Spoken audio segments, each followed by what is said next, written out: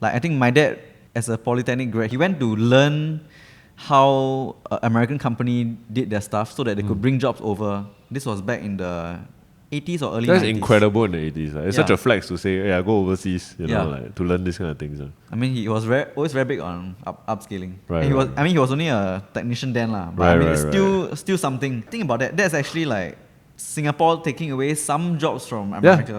true, yes. Yeah. And it's important to realize that Singaporeans have some part to play in rising inequality in America.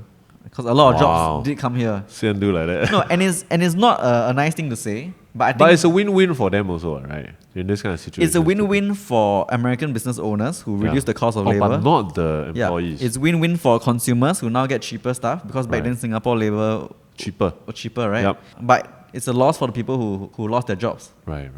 And now with this historical perspective, Yeah. I feel like it's important for Singaporeans to realize like, okay, this thing happened to America. Yeah. It could happen to us. Yeah. Who are the people that we are competing with to retain our jobs? Right. In the same way, Singapore took American jobs away. I'm not going to say stole. I mean, I did say just now, but I regretted saying that.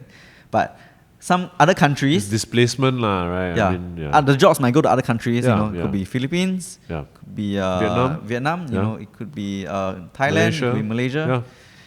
So these are all things that have to be taken into consideration in order to view inequality through a more nuanced lens. If not, it just seems like, oh, rich people are evil, Right.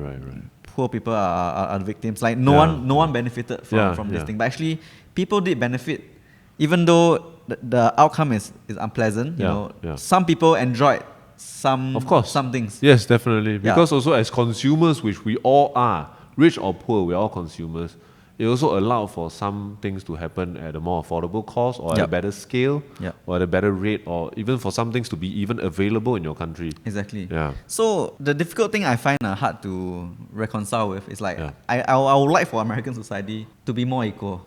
Yeah. But I am concerned about how it will affect Singapore. Yeah. Because I'm Singaporean, right? Yeah, of course. So I'll guard my own interests. Yeah.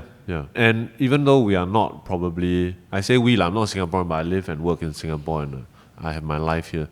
Even though we probably won't have a very small part to play in the establishment of this new world, the waves of whatever conflict that might come will affect Singapore greatly. In the middle of East and West, right? Exactly. Yeah.